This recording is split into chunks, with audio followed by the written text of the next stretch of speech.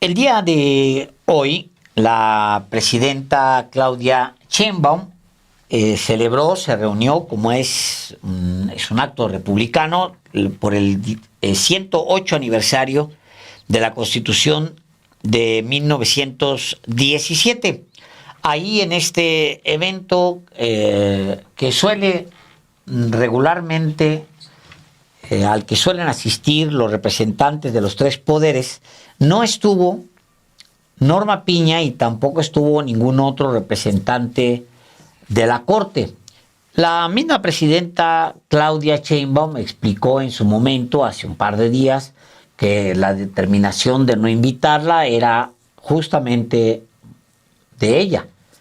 Y pues bueno, siendo una democracia, dijo ella, una república, pues es una decisión que ella tomó. Hace 2 años, exactamente en ese mismo lugar, y hace exactamente 2 años, la señora Piña, señora presidenta de la Corte, señora ministra, se negó a ponerse de pie. Usted recordará esta imagen. Se negó a ponerse de pie enviando una extraña señal de no sé qué. Verá usted ahí, la puede usted ver en esta foto de cuarto oscuro en su momento. Incluso hay video de ese día. Pues es este video, Álvaro. Están representados los poderes con dignidad, hay un protocolo ahí. Y la señora Piña es la única persona que se queda sentada como en una especie de reto al presidente de México. Pues bueno, ahí se queda sentada.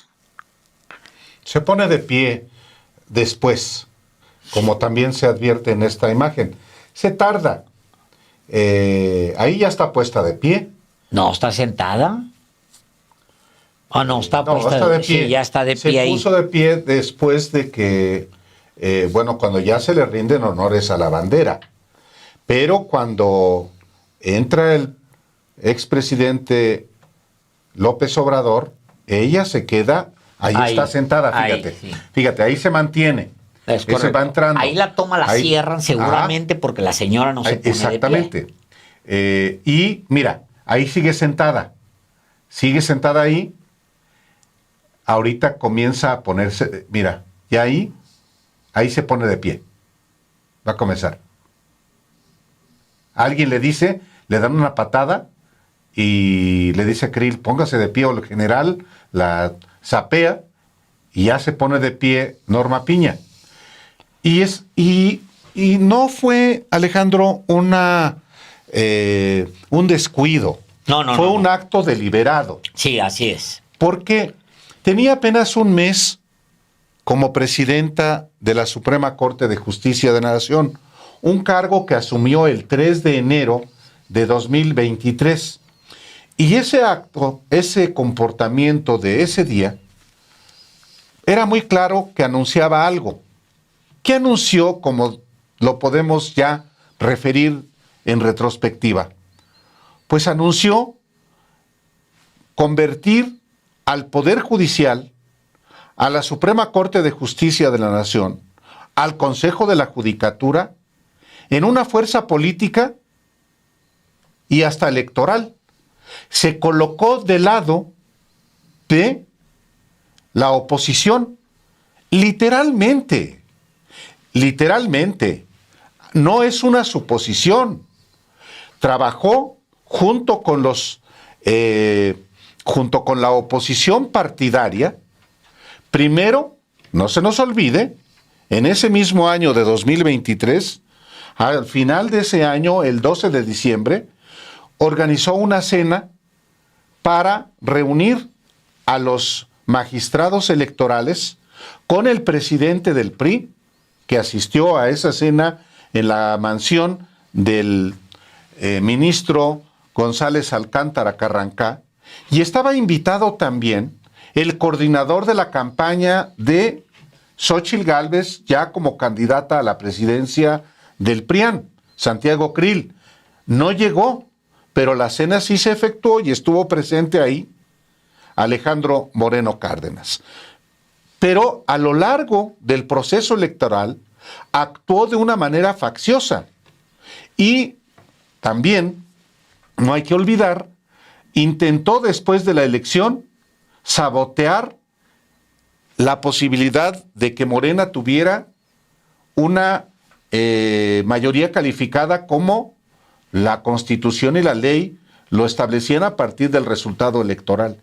Es decir, aquel acontecimiento de hoy hace 2 años, Alejandro. Tiene mucha congruencia. No, por supuesto. Tiene toda la congruencia. O sea, la actitud de Norma Piña es exactamente la misma actitud que asumieron los legisladores de oposición durante todo el sexenio del presidente López Obrador. Recordará ustedes que, incluyendo a la cosa esa que se llama partido político de puros buena ondita, el partido ese Movimiento Ciudadano, incluido Movimiento Ciudadano, PRI, PAN, PRD y Movimiento Ciudadano, se opusieron durante todo el sexenio a aprobarle una sola cosa al presidente Andrés Manuel López Obrador. O sea, se opusieron en una cosa que llamaron moratoria constitucional, algo así, y yo no recuerdo bien cómo fue que se revela que quien le puso ese nombre fue Héctor Aguilar Camín. Lo de moratoria constitucional no recuerdo bien, pero se supo pues en su momento que él es el que quien había sugerido.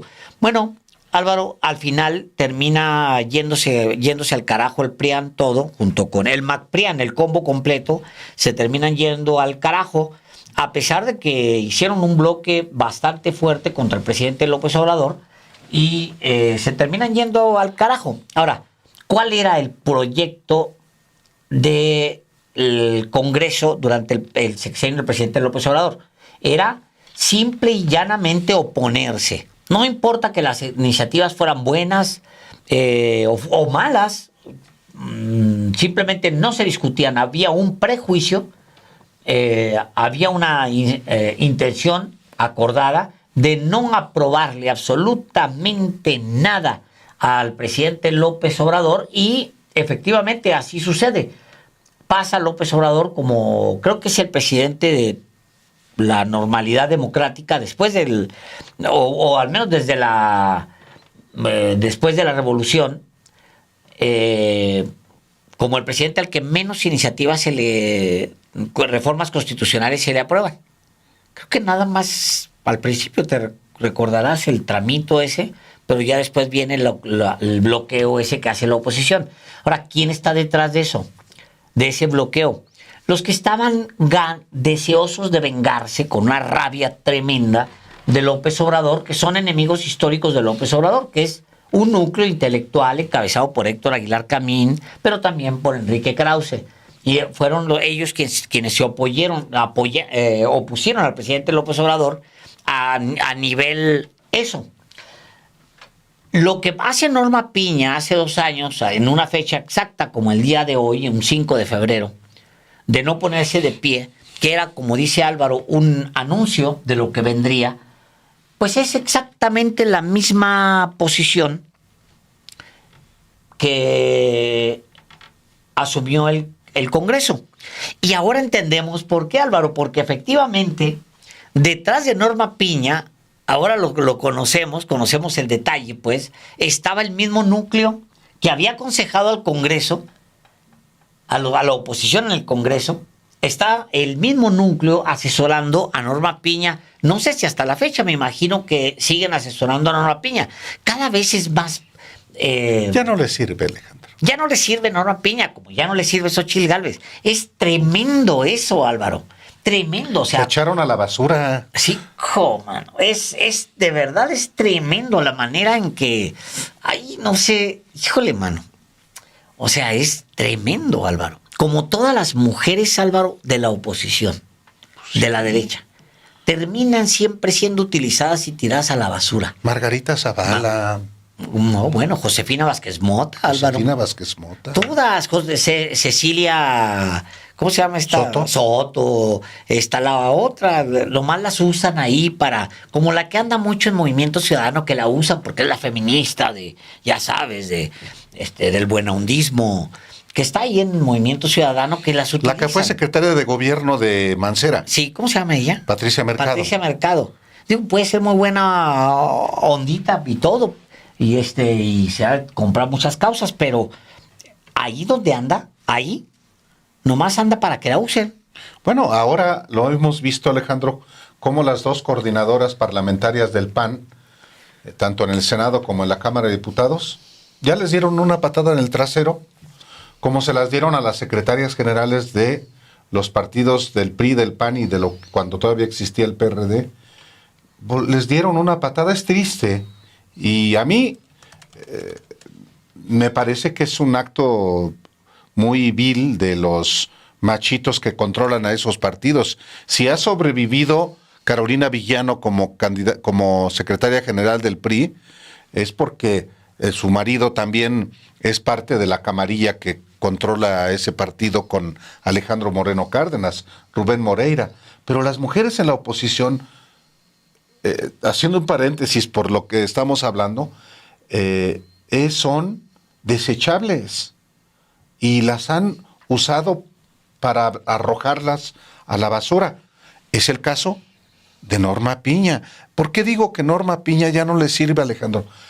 ¿Qué defensa? Yo lo dije ayer, a mí no me parece que haya sido excluida Norma Piña, porque es la presidenta de un poder del Estado, que es un poder que está en transformación, sí, pero sigue siendo la presidenta del Poder Judicial, que ha sido efectivamente, como lo estamos diciendo, una presidenta de la Corte y del Poder Judicial que ha ido en contra de la Constitución, sí. Ese lugar ya lo tiene bien ganado en la historia. ¿Qué iba a hacer de haber estado presente? ¿Ahora? Sí, que no se hubiera puesto de hubiera repetido eso, lo hubiera repetido. Que se hubiera exhibido. Sí, a lo mejor hubiera sido bueno que estuviera. Ahora, porque estuvieron Álvaro, 3 ministras de la Corte. Es una fiesta de la República, Álvaro. Sí. Al final, lo que recordamos no es menor, se trata de la Constitución. Hoy leía al personaje ese que cuenta chistes, Catón.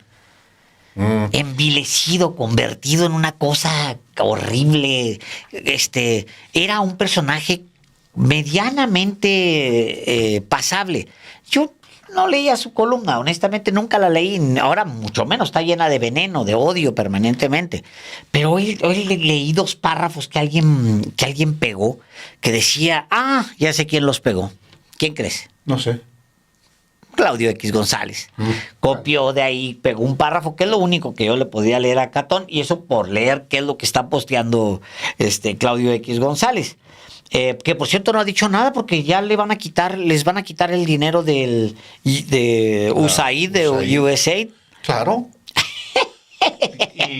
y Claudio X González y Mario Amparo Casar, que se han vuelto millonarios, no solamente con los donativos de los magnates de México, como lo hemos probado aquí, sino con los fondos del gobierno de Estados Unidos a través de la USAID.